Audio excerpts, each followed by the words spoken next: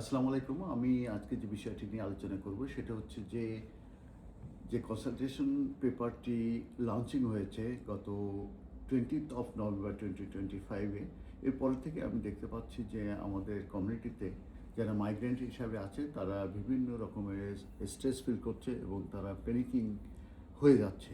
তো এই ক্ষেত্রে আমি যেটা বলবো সেটা হচ্ছে যে এই কনসালটেশনটা মূলত লঞ্চিং করা হয়েছে এবং এটা ওপেন আছে আনটিল 12th অফ ফেব্রুয়ারি 2026 রাত 12টা পর্যন্ত। তো এই কনসালটেশনে যেটা বলা হচ্ছে যে বিভিন্ন কোশ্চেন দেওয়া হয়েছে, তার ভিতরে মেন কোশ্চেন যেটা যে কোয়ালিফাইং পিরিয়ড ফর আইএলআর, যেটি এই মুহূর্তে 5 ইয়ার্স আছে, এটাকে ইনক্রিজ করে 10 ইয়ার্স করা হবে। এইভাবে কনসালটেশন পেপারটা দেওয়া হয়েছে। এখানে আপনারা সবাই পার্টিসিপেট করবেন, আপনারা আপনাদের মতামত দেবেন। এই কনসালটেশন পেপারটা 12th অফ ফেব্রুয়ারি পরে যে এটা সামারাইজ করা হবে কোশ্চেনগুলো, এবং দুইটা ইম্প্যাক্ট অ্যাসেসমেন্ট হবে। একটা হচ্ছে যে ইকুয়ালিটি ইম্প্যাক্ট অ্যাসেসমেন্ট, আর একটি হচ্ছে আপনার ইকোনমিক ইম্প্যাক্ট অ্যাসেসমেন্ট। তারপরে এটা রিপোর্ট পাবলিশড হওয়ার পরে তারা এপ্রিলে যে এটার উপরে ডিসিশন নেবে।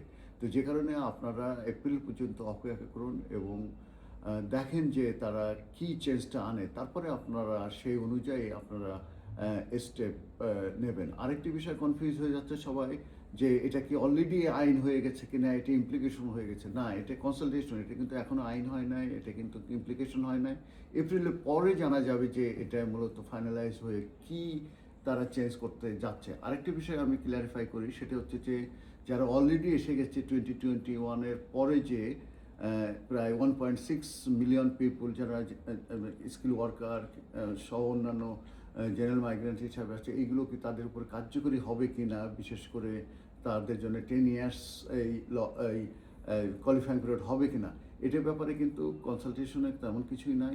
এটা আপনার কোশ্চেনারি আছে, আপনার কোশ্চেন আনসার দেবেন, এবং এই কনসালটেশনটা যখন শেষ হবে সেটির উপর ভিত্তি করেই তারা ডিসিশনগুলো নেবে যে এটা রেট্রোসিভ ইফেক্ট হবে কি হবে না। অতএব এ নিয়ে আপনারা চিন্তা করবেন না, প্যানিক করবেন না। এপ্রিলে এসে তারপরে এটা ফাইনাল হবে এবং তখন আপনারা দেখতে পারবেন যে ফাইনাল ইমিগ্রেশন রুলস কিংবা লটা কি চেঞ্জ হয়েছে কিংবা হচ্ছে। ধন্যবাদ।